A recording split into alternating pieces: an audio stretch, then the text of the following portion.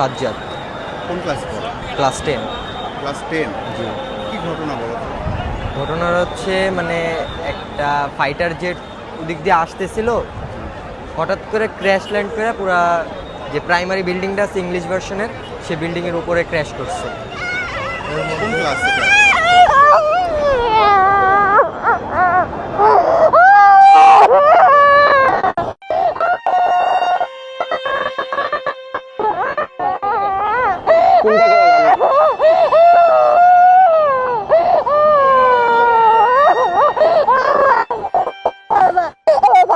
Baba.